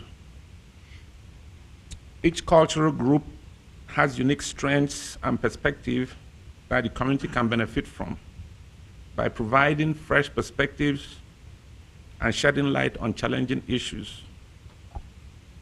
Understanding cultures will help us prevent and overcome racial and ethnic divisions, which otherwise would manifest into misunderstanding and violence. In light of the stated facts, Afro-Barking Community Organization was formed and registered with the IRS, Internal Revenue Service, as a non-profit under the 501c3 charter, registered with the North Dakota Secretary of State as a non-profit organization, and also licensed to fundraise by North Dakota Secretary of State. Our organization serves as a bridge between the community and the government. We believe that government cannot do everything for the community every time. Governments cannot be in the community 24/7, 365 days a year. Government cannot provide needed services and wants of the communities at all times. It's up to us, the community, to organize and provide for ourselves, take care of our needs, and then for those needs we cannot fulfill, we call to the attention of the government. The migration to Dickinson is a unique and challenging one, in that a lot of the new migrants are from disturbed and war-torn areas outside of the United States, such as the Congo, Rwanda, Sudan, even Afghanistan. A lot of these migrants have challenges with English as a language, and are also challenged culturally. Their trust of authority and law enforcement is almost non-existent, given their experiences from where they come from. With all this being said, our organization serves as a link between the community and city and state government. We serve as an organization that residents come to for information, guidance, and counseling. We create opportunities and the right environment for neighbors to get to know each other. We offer educational, social, and cultural services. We gather data that will be useful to and accessed by the city, and state government. Mr. Mayor, sir, or President of the Commission, sir, it's a privilege to be here in Dickinson in 2014. It's also a privilege to be here addressing the city government and the people of the city on the first community meeting of 2014. Since our formation last year in 2013, our experiences have been nothing but positive, and lots of encouragement from the community, residents, businesses, and most importantly, the city government. We're all here in Dickinson, not because of the great weather, rather because of the economic opportunities available and the goodness of the natives. And as such, we pledge to the government and to the community that we are here to work in collaboration with and for them to ensure that this great city of Dickinson remains the same or better than we met it. Thank you very much. Well, thank you, and thank you for being here. Yes, sir. Would you field a few questions? Sure, I'm open to questions, yeah. You know, I'm curious, does the organization have members today? Oh, yeah, we have lots of members, sir. Can you tell us how many? Right now we have at least 30. Okay. Mm-hmm. Yes, okay. And you must have experience organizing. Yes, I do, sir, yeah. An organization like this? Yes, I do. Okay. And have you had positive results as you've done this in the past? Oh, yeah, oh, yeah. I mean, I came from Los Angeles. I ran an outfit similar to this called the African Embassy. And, you know, we did a lot of positive programs, of which some of them are still ongoing. Mm-hmm. Like, I'll give you an example. My alma mater, you know, which is California State University, Dominguez Hills, does have an exchange program with Delta State University in Nigeria. And we put it together, you know, things of such. Then when dignitaries come from abroad and stuff like that, we also arrange for them to meet with their constituents, you know, people from their countries and things like that. Then, of course, we go to different political functions and anything community, you know, we are in. Sure. Yes, sir. Well, it's apparent that we do have more diversity Mm-hmm. ethnically than we have had in the past, and I think you're to be commended for being proactive. Do we have other questions? Yeah. Anybody? Can you tell me primarily the industries or types of jobs that are being filled by your members? Is there a certain area or certain job skill or set that is primary, or is it, just give me some examples of. We don't have any set skills of okay. jobs that, you know, I mean, this organization came to being, you know, when we came here, like I said, you know, maybe you guys know, maybe you don't know, but the diversity of people coming in here, I mean, is so unique. Mm-hmm. I don't think the United States has ever had anything similar to that. But you have people coming from different cultures. Mm-hmm. We're not talking about California or from Florida. We're talking about from the Congo. Sure. We're talking about from Rwanda. I've met a couple of people from Afghanistan here. I've met Japanese, Swedish. But most importantly, these people that are coming from war-torn areas, you know. So a lot of them actually are resident in the northeast of the United States, like Maine. Mm-hmm. And a bunch of them drive down here. I also know a lot of people from Sudan, and, you know, all these are very challenged areas in terms of, you know, peace and unity, and they are coming in here. So I do think the organization or something similar to us has to be on ground Mm-hmm. in order to be able to acculturate them into, you know, what's Sure. going on here. Yeah. And what kind of services are you hoping to be able to provide to the people coming into Dickinson? What is your hope for your organization as far as the types of benefits or types of direction that you're hoping to be able to give? Okay, first of all, we'd like to have a center, you know, an address, a physical address. I've discussed that with the city administrator, you know, and we don't have that now. We've kind of like talked about it. That's actually one of the main reasons why I said, okay, we decided I'll come and introduce our organization to the city commission. You guys can think about it, and if it's important enough, then Mm-hmm. we can start on that. A lot of them are challenged in terms of, let me start with linguistics. They don't even speak English. Mm-hmm. Or when they do, they have problems comprehending enough to, you know, communicate and make sense, you know. So we'd like to provide like an educational center where they can come and learn basic English, computer skills, maybe some job skills, and also where we can like refer them to like places of work and Mm-hmm. stuff like that. You have like, I'll give you an example. Walmart is the biggest employer here. And if you should consult with the manager, you know, which is Sky Wilson, he'll tell you, you know, a lot of them apply there. Some of them are not taken because they cannot speak English. Mm-hmm. Then a lot of those that are taken are like walking the back.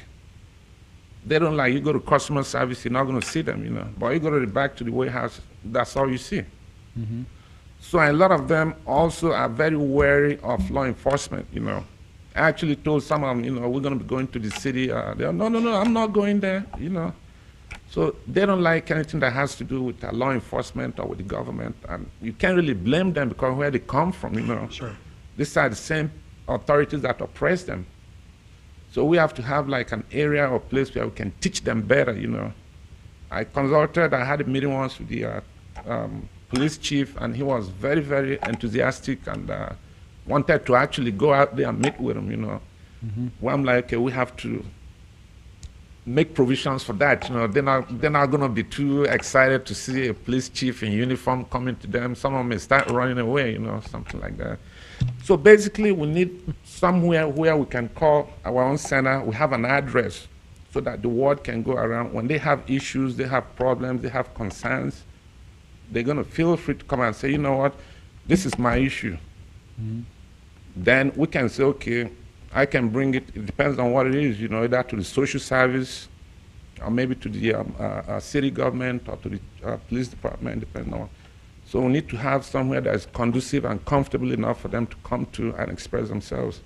And the essence of this organization is that there is no place like that on ground, So that actually made us to form it, and to put it out there. Also, it's good for the residents, It's going to be a cultural center, So if they want to know something about the Congo, or they want to learn a language, or whatever they want to know about the influx of people coming in, they can readily come in there, And we're also going to be collecting a lot of data, on the people that are coming in and going out, which I believe will be useful to the city, depending on what they want to use it for. So we're also in touch with the North Dakota Historical Society in Bismarck, and they're actually very excited, because right now, as history is being made in North Dakota, especially Dickinson, we can get all the data they need about the migration pattern and stuff like that, instead of having to research it 50, 60, 70, 80 years down the line. We have it on hand, So I believe it's a center that is going to be extremely useful to the government and to the community at large. So what you're looking for is, according to what I'm reading, is you're looking for a place to meet. Like you're saying you want an apartment? Not an apartment. I'm just saying with time, it would be nice to have a site, a location, where people can, come to us if they have needs or issues or whatever, Also where we can collect the data, who is moving into town, who is moving out, who is doing what job, things of such nature. Yeah. Have you talked to the park board? Because they have a building that, I don't know, if that would work or not. Just for a meeting?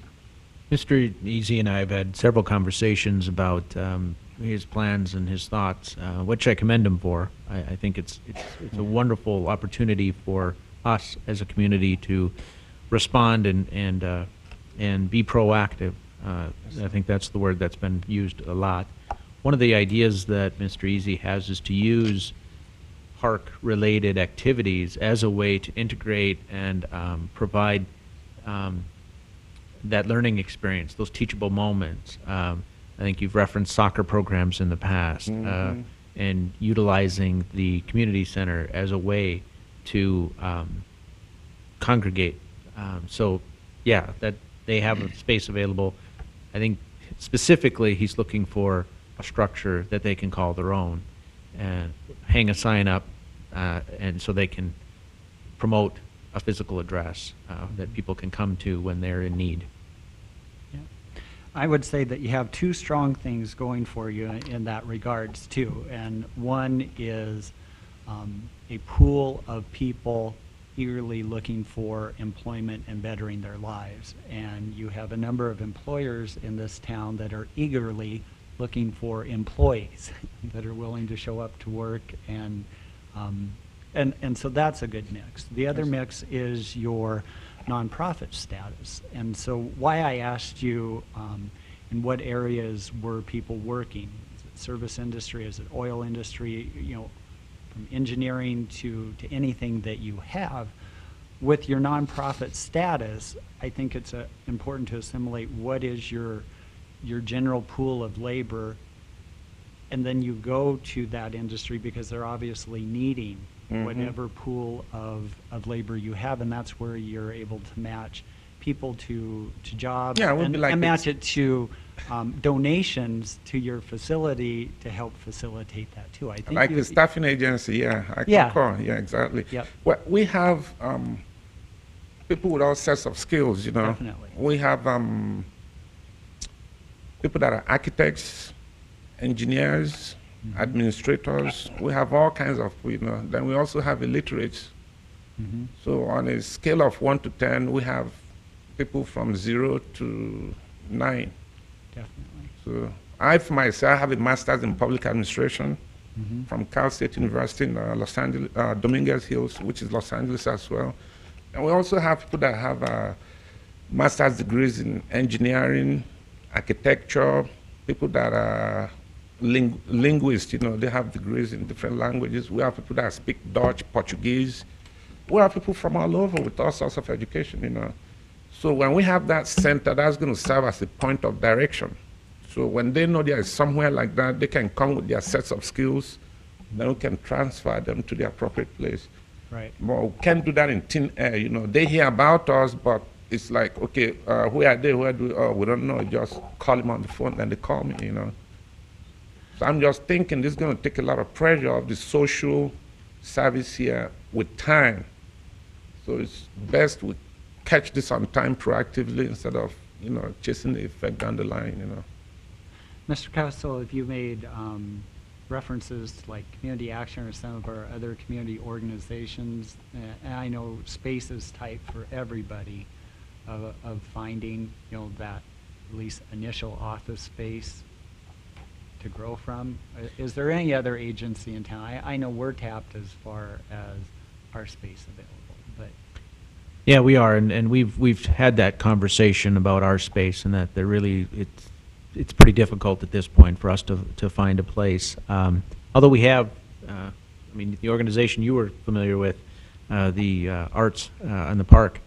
Unfortunately, we had to ask them to vacate a city space. I have been researching options that I'd like to bring to the Commission's awareness from other communities and how they have tried to address this very issue that Mr. Easy is bringing to us. They've done it through programming, they've done it through staffing that they've hired. I haven't found anybody yet who's established a physical presence, not on their own. They may partner, but they have not established that on their own. So my plan is to continue to work with Mr. Easy about helping him find a location. And it's likely not going to be a city location, but I think the aspiration that I have is to have a city staff member act as a liaison and create some of the cultural amenities that Mr. Easy is presenting to us. And I'd like to be able to present that to you in a more formal format in the future, the near future. My question was, are you meeting with these people once a week, every day? Are you available, or how often? Again, we're not totally organized, and the reason, again, being we don't have a physical address. Okay. Say if we have a physical address, then they'll know, you know, to be there every second weekend of the month or something like that. So it's been quite difficult, you know. So that's why I'm like appealing for, you know, being able to access an address, you know, somewhere physical. Commissioner Dukart, I don't know if this answers your question, but we've met 3 or 4 times already, and every time we've met, his phone has gone off with somebody seeking assistance because he's so well-spoken and is so well-connected within the community. They turn to him for help already. So I know he's got a good deal of influence within the ethnic groups that are present that he's spoken to tonight. Yes. Well, we appreciate you being here. Thank you, sir. thank you. We'd invite you to come back periodically and give us a little update as to how your organization is doing. I think it'd be good for the community. Thank you, sir. Thank you. All right. Okay, I think back to the non-timetable agenda. I believe we're at section 6, item 6, engineering. Do we have any reports from engineering? I do, Mr. President, Commission. In your packet, there is a draft of policies and procedures to develop subdivisions in Dickinson. We've been looking at this through KLJ's contract with the city as the city engineer to formalize and put a little more detail to some of the subdivision ordinances, and we've looked towards Bismarck for some of their policies and procedures and how they do it. I don't know if you'd have much of a chance, but I can step through very briefly through the document. First of all, it starts off with the process to create and build infrastructure in the city. It gives some timelines to that, and the thing to note is that there's a petition process that every developer will need to come through when they want to put in water, sewer, streets, a lift station, a water tower. It needs to come through a petition. If there's multiple owners, that petition would involve all of those owners, and similar to the special assessment process, the city would look more favorably on petitions that were signed by more than 50% of the owners. It goes into some detail. There's attachments to this that weren't included, but it goes into some detail on the cost participation and a three-way agreement procedure, which the city hasn't been a party to in the past. Those agreements to build the infrastructure were typically between the developer and a contractor, sometimes with city approval being verbal, but this would formalize that there is a third party involved, even if the city isn't financially involved in the construction of those improvements. So it goes into some detail about the three-way agreements. This policy, and then again, all this is subject to change in here, but this policy would say that the city will oversee construction of all the public improvements that happen within the city of Dickinson. And I think that this is important to a lot of the developers here. It says when the improvements are constructed under a three-way agreement, the city, after everyone is paid, the city will assume operation and maintenance of the improvements subject to the warranties and unknown deficiencies, and may begin at that time allowing connections to the system. So sometimes we've gotten the cart out in front of the horse a little bit with allowing some building to happen without the infrastructure in place. This spells out that we want to get the cart behind the horse, build the improvements, and then allow the connections to the system. There is some breakdown of what would be prepaid by the developer and what would be, in this case, special assessed by the city. Again, these details are subject to change. This is how another community does it, but essentially the underground work would be installed at the developer's cost. Everything you see, essentially the sidewalks and the streets, would be special assessed at 40%. That's the number that had worked for Bismarck. All those percentages would be at our discretion, though. So the point is that it spells it out very clearly who's responsible for paying and when they need to make that prepayment. It gets into some of the ordinance that we already have as far as park fees and off-site impact assessments. What they refer to in Bismarck as trunk fees. When we have multiple owners on a project, it's usually because there's a main thoroughfare or a large sewer line, a large water line that serves not only that development but much, much more. This spells out the ways that we would pay for that the city would participate in it, that the developer would participate in it. Right now, we negotiate those on a project-by-project basis, and it's very time-consuming for city staff. And then it talks about some late season construction and issuing building permits, and that a building permit would not be approved until the city engineer certifies that the grading, the water mains, the sanitary sewer are all in place, or that a certified check or bond is issued to fulfill the construction of those improvements. So I know it's a lot of information. This is just a report right now. I'm sure we'll have many more meetings to discuss this, but I think it's an important next step in streamlining our development process so we can get away from the project-specific details and making a lot of judgment calls on every project. So With that, if you'd have any questions, I'd be open to them. Mr. Kubus, well, first of all, did you say we're supposed to have a copy of that in our packet? I can get you one if you don't. No, you're looking at the contract with Dow. I You didn't have it? have it in my packet Yeah. either. You know, I'd like to see this. I don't think we have it. It's not a terribly long page. It's a 8-page document. I think it just stretches on to 9 pages, so it's not. There you go. No, I'm not worried You about can just tonight. email it to us. But email it to us, so we've got it, if you would. Yep. The second thing I'd like to say is, whatever the detail ends up being, I'd really encourage you and the rest of the staff to push this thing. Get it in place.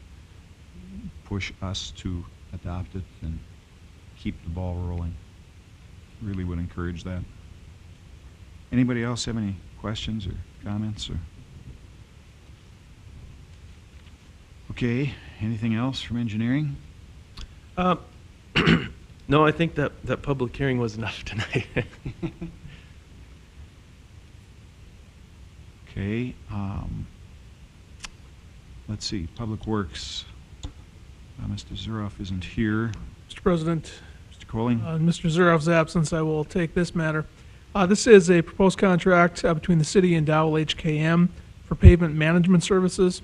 The pavement management plan will provide a pavement condition survey, which will identify pavement condition of all city streets, and which will then be entered into a database so that we can help develop a pavement management system for the city. The system is used in most municipalities, and as Mr. Zuroff has said, it's the best tool for planning and budgeting and analyzing our streets, and we'll use that as a matter or means of prioritizing our paving and our seal coat projects. The proposed agreement follows the standard form that we have used for other engineering contracts. The estimated fee is $75,000. Will be billed to the city on an hourly basis, but the estimate is $75,000 for this pavement management study. City staff recommend approval. Mr. President. Questions for Mr. Colling?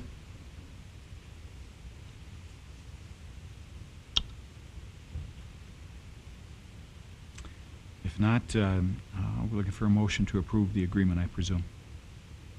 Correct? I'll make a motion to approve the pavement management planning services with Dow HKM. I'll second it. Okay, any more discussion? Not, we'll vote. Mrs. Dukart? Aye. Mr. Oltmans? Aye. Chair votes aye, motion carries. I'm guessing you probably aren't going to give us project updates, Mr. Colling. Well, Mr. Zuroff asked, and I told him no. Okay. So, All right. We'll move to Section 8, Community Development. Mr. President, Commissioners, we have 5 items tonight. I'll go for the first 4. Those are project specific, and the last one is a zoning text amendment. The first one is a final plat for the Porter Johnson subdivision located immediately to the west of 10th Street West and to the south of Senior Avenue. It is approximately 1.25 acres. It composes of 2 lots. Planning and Zoning Commission and City staff recommend approval. Mr. President. Any questions for Mr. Croton? If not, we need a motion to approve the Porter Johnson subdivision. Resolution must be 4. yes, Mr. President, this will be Resolution 4-2014. Do we have a motion to approve the final plat? I'll make a motion to approve the resolution number 4. And a Second. Okay, any more discussion? Not, we'll vote. Mrs. Dukart? Aye. Mr. Oltmans? Aye. Chair votes aye, motion carries. Mr. Croton? The next item is a final plat for the West Villard subdivision located at 4022 West Villard Street. It is approximately 6.43 acres, and it consists of 1 lot. The Planning and Zoning Commission and City staff recommend approval. And I assume this is Resolution 5. Any questions, comments? If not, we need a motion. I'll make a motion to approve resolution number 5. And any second? A second. Any discussion before we vote? Mrs. Dukart? Aye. Mr. Oltmans? Aye. Chair votes aye, motion carries. Mr. Croton? The next item is a final plat for the Gaffney Addition subdivision located at 483 South Main. It consists of 2 lots and is approximately 1.76 acres. Planning and Zoning Commission and city staff recommend approval. Questions for Mr. Catan? Not, we need a to motion. approve. Second. This is Resolution 06, 2014. Any discussion? If not, we'll vote. Mr. Oltmans? Aye. And Mrs. Dukart? Aye. Chair votes aye, motion carries. The next item is the final plat for the Dickinson Public Works site. This was continued a month or so ago in order to obtain easements for the Public Works Boulevard located immediately to the west that connects to Energy Drive, and the easement on the southern portion of Block 1. Those easements have been secured and recorded, and we are presenting the final plat for approval tonight. Mr. President? Any questions? Make a motion to approve. Second. And a second. This is 07, 2014. Any discussion on the motion? If not, we'll vote. Mr. Oltmans? Aye. Mrs. Dukart? Aye. Chair votes aye, motion carries. Last item tonight is a new chapter to our zoning code. It is the West Villard Corridor District. This is a new zoning district. The purpose of this district is to allow the existing houses or residents that are in a commercial district the ability to refinance, sell, or rebuild. Under our current zoning code, in a commercial district, if you have any existing non-conforming use, which would be a residential use, and you had had damage over 50%, you wouldn't be allowed to rebuild it, or trying to secure financing in order to refinance or sell those properties is very problematic as well. So after several inquiries, I looked through the code and went through and we're recommending tonight a new district to allow these residents north and south of Villard Street, specifically North Villard between State Avenue and 5th Avenue West, and south of Villard between State Avenue and 8th Avenue West, the ability for these older residential units to either sell, refinance, or rebuild. Many of those are 50 years or older. We feel this is a good remedy for those houses to continually stay in the area. And with that, I'm available if you have any questions. I have one. Was it originally put in place because it was the thought that as time went on, this was going to be the major commercial and retail area of Dickinson? So as those properties kind of fell off, that's how it would get converted to commercial, and we're seeing that not happen is why we're changing course? Or I believe so. And this happened years before I started, but when you look at both north and south of Villard, the intent was to have commercial along the road. The problem is that when many of the general commercial is established, it's established halfway in the block. And many of the intent was, yes, over a period of time, the area goes from residential to more commercial. The problem is those lots are so small that in order for you to really convert it to a commercial business, you need to buy out 3 or 4 residents. Well, that has not happened. And now we have the ability, we're looking at it differently, that probably we should have some mixed-use areas within the city, and that makes sense, at least especially during the times that we do have now where you have a housing shortage. And the last thing I think we want to do is to make it so that those houses become deteriorated or dilapidated because they can't get refinancing or they can't sell them, and they go to the wayside. So this would allow them to mix together with still the ability that if a developer came in and wanted to buy 3 or 4 of the residents in order to expand his business or put a new one in, he has that ability as well. okay. I have a little bit of memory about this, and it is about 100 years ago, but I believe it was after the last boom, and it was a wholesale housekeeping rezoning effort in the community, straightening out lines, and it was a housekeeping thing at the time that it happened. I don't think, unless I missed it, did you talk about this coming before planning and zoning? Yes, it did come before planning and zoning. Okay. I didn't hear you mention that. Okay. Any other questions for Mr. No, Catan? this is going to make it much more easy to get loans and for people to improve and sell, do whatever. I'm guessing that this is ordinance 1537? Mr. President, this would be 1538. 1538. Good thing I asked. Okay, this is first reading of an ordinance, so we're going to ask if there's anybody from the public that wants to comment on this proposed ordinance? Anybody who would like to make any comments? Doesn't look like there are any.